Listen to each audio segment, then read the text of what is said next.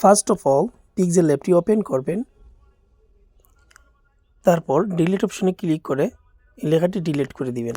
তারপর আপনি চাইলে এই ডিসপ্লেটি চেঞ্জও করতে পারেন। যে কোনো একটা সিলেক্ট করে নেবেন, তারপর ওকেতে ক্লিক করবেন, আবার ডিলিটে ক্লিক করবেন, ওকেতে ক্লিক করবেন, লেখাটি ডিলিট হয়ে যাবে।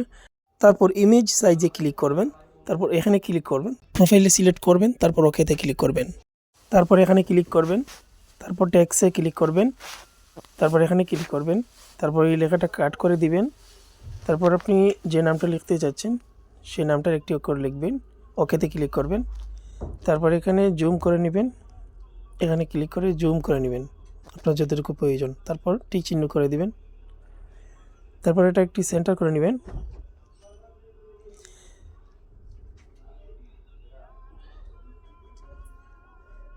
ফন্টে যাবেন, আপনার মন মতো লেখার ডিজাইন নিয়ে নেবেন, নেওয়ার পর এটাকে ঠিক মতো কপি করে নেবেন।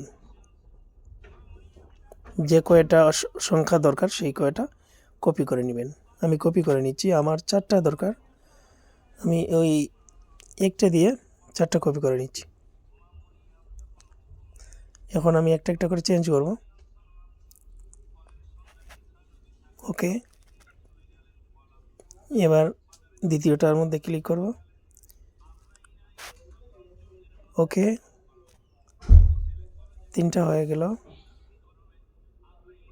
আমি লেবেল করে নিচ্ছি।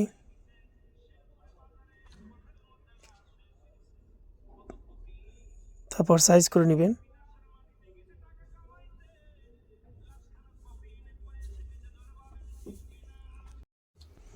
আবার টেক্সে গিয়ে আরেকটা সংখ্যা নিয়ে আসলাম, এটাকেও আমি সাইজ করে নিচ্ছি।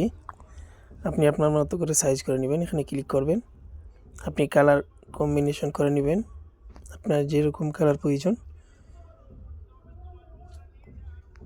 তারপর এখানে ক্লিক করলাম, ক্লিক করে এই অপশনটি অন করে দেব, এনাবল করে দিলাম।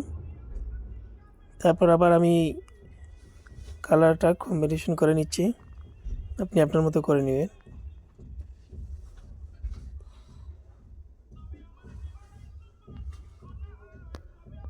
আমার দ্বিতীয়টি শেষ, আমি এবার তৃতীয়টি করে নিচ্ছি। এবার ঠিক সেমভাবে আপনি সবগুলো করে নেবেন, সেম কাজ।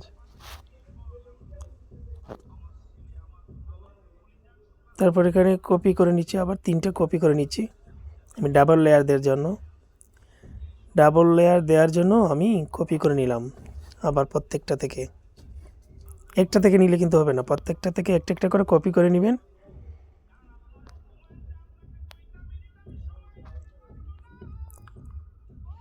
একটা একটা করে আমি কালার চেঞ্জ করব, একটু সাইজ কম বেশি করে নিতে পারেন।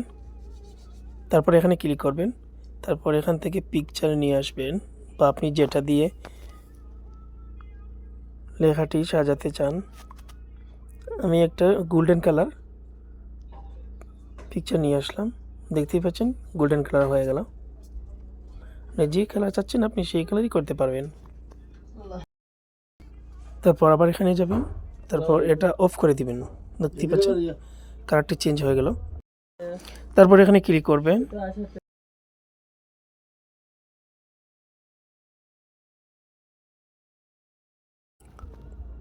তারপর এখানে ক্লিক করেন, তারপর সবগুলা টিক মার্ক করে দিবেন, দেখতেই পাচ্ছেন। টিক মার্ক করার পর আবার এখানে ক্লিক করবেন, তারপর ওকেতে ক্লিক করবেন, সবগুলা লেখা আমার একসাথে হয়ে গেল। ওই যে এখানে ক্লিক করবেন, দেখতেই পাচ্ছেন সবগুলা লেখা একসাথে হয়ে গেছে। এখন এটা আপনি আপনার সাইজ মতো করে নিতে পারবেন। এই যে দেখেন, এখানে আমি চলে আসলাম, এখান থেকে আমি আমার মন মতো সেন্টারে বসিয়ে নিব। তারপর ইনপুটে যাবেন, গিয়ে আপনি যে ফ্রেমটা দিতে চাচ্ছেন সেটা নিয়ে আসবেন।